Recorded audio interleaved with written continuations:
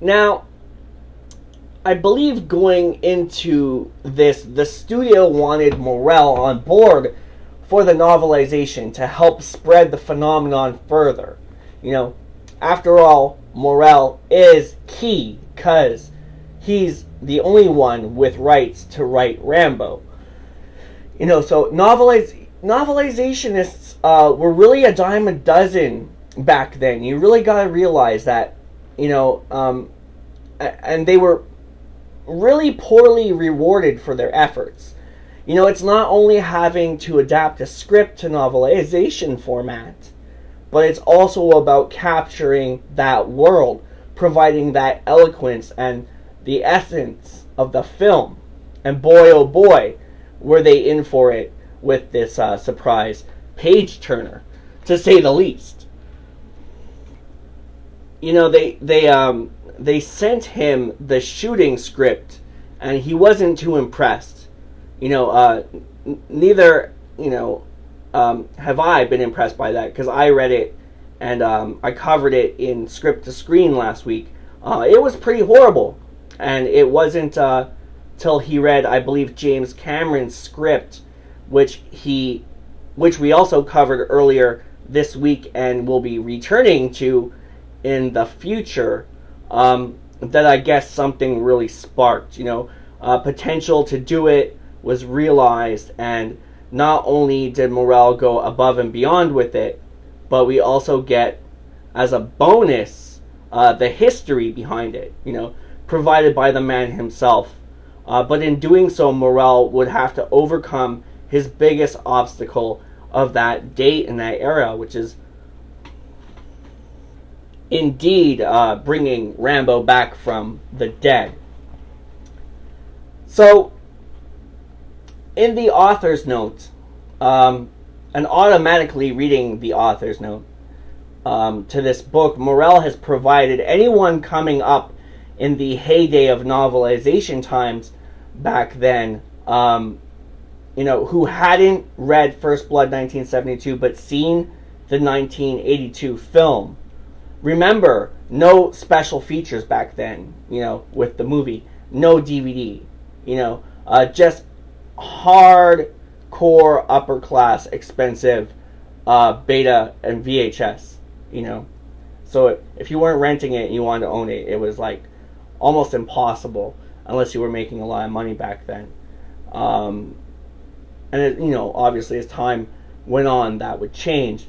But the whole foundation of the reader's mindset going into this is shot to bits by the sentence, you know, secret. You know, in my novel, First Blood, Rambo died. In the movies, he lives.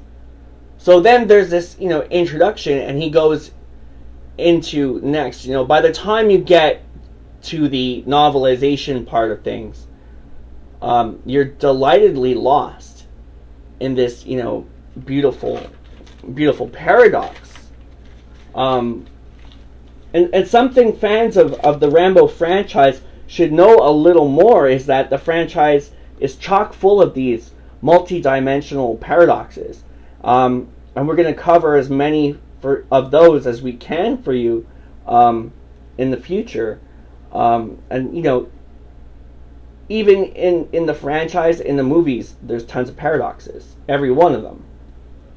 And it's cool, because if you're that reader, you know, even though seemingly on the outside, to the naked eye, most people assume there's only one universe for the films and one universe for the books.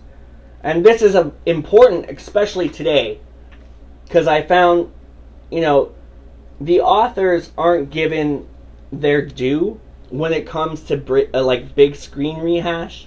You know, the studios always take the credit, and I guess that's how it goes.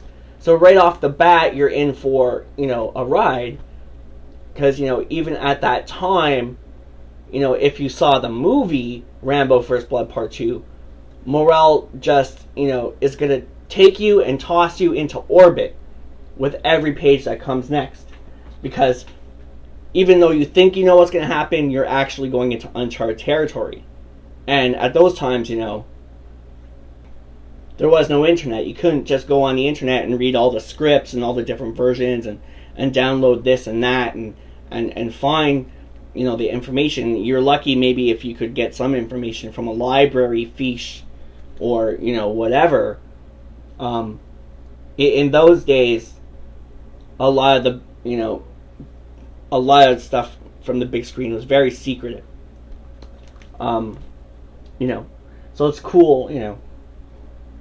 That's a cool paradox in itself. So, with the introduction, and this wonderful introduction is just full of stories, you know, such as discussing the unusual nature of the book, or of the sequel books, and, you know, the theatrical, the TV versions, you know, patiently awaiting the home videos to be released, and the novelization boom, and you know, some examples of this phenomenon as well, and writing First Blood and selling the rights to film studios, or to film it. Its 10-year struggle with various studios and studio heads and casting choices, and bringing the sequel to light, and the initial original intent for the film, and it was only supposed to be a one-shot deal. You know, his takes on his talks with the studio, the grief behind having to take up such a task. You know, what the book would have looked like in the store. Imagining all the covers in the windows in the bookstores, because bookstores were huge back then. There was only like a certain few, but they were big. You know, like everything was in the window. You know, imagine that. Rows and rows of Sly with his shirt off, sporting that rocket launcher, all chest scarred up and stuff.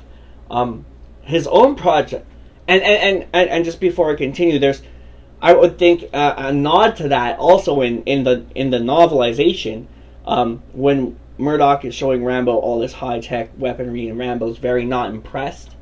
You know, to that story, that wonderful story in the essay where David Morrell is saying that, you know, on the phone the studios are telling him that, oh, this is going to be, you know, fucking huge. This is going to be massive. Imagine, you know, the picture of your book in all the stores with Stallone with his shirt ripped off and the giant, you know, the giant rocket launcher. Also, you have to realize that this movie is the movie that showed Rambo with his shirt off first. In the Rambo universe, which became like a big theme, which they finally kind of strayed from with Rambo 2008. But you can imagine, like, David Morrell on the phone, he wasn't too impressed by that, you know.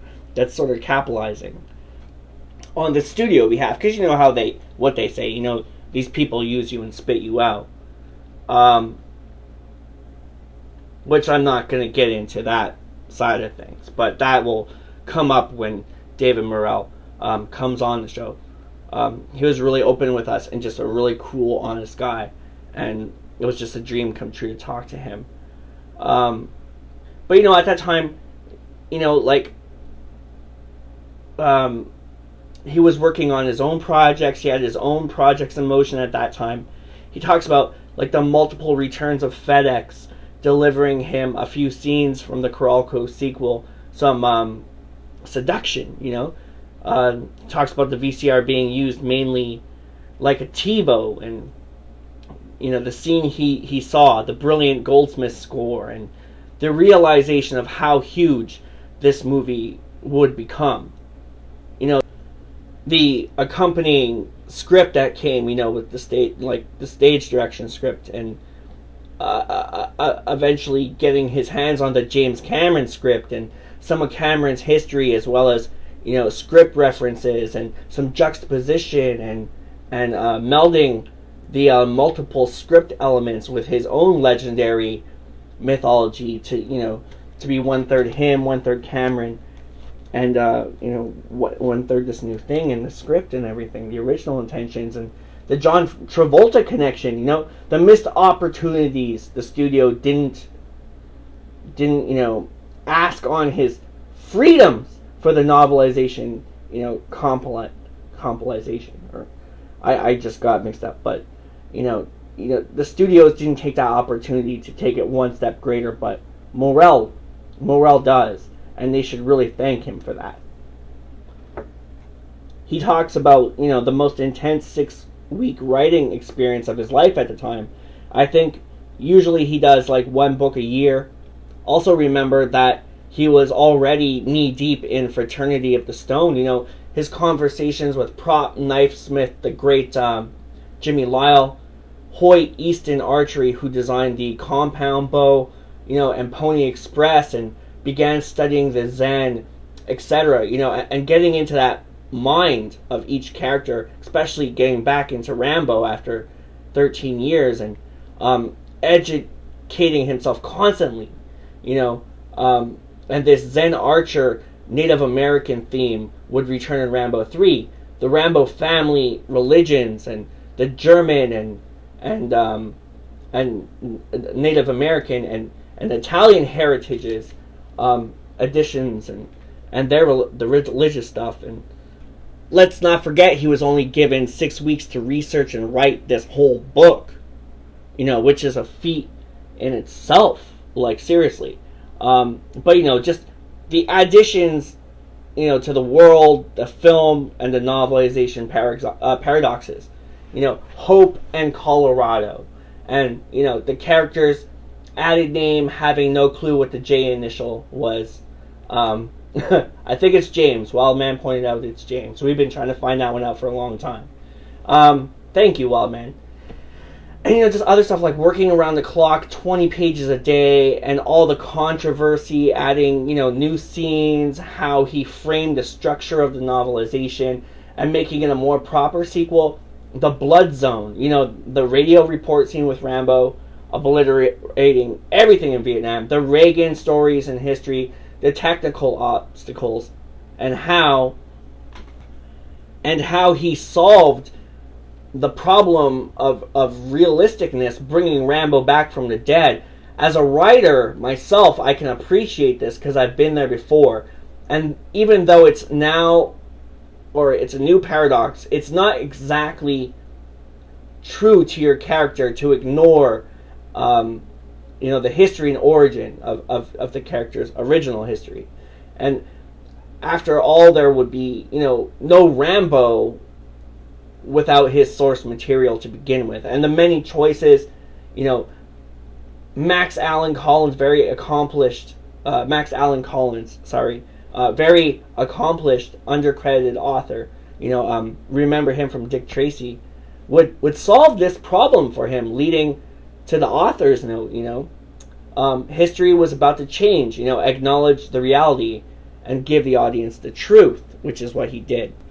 You know, also stories of the book going out of print and its, you know, and stories of its return, regarding, you know, rereading his work for the reissues on Kindle and the new contracts, and now, you know, back on the shelves.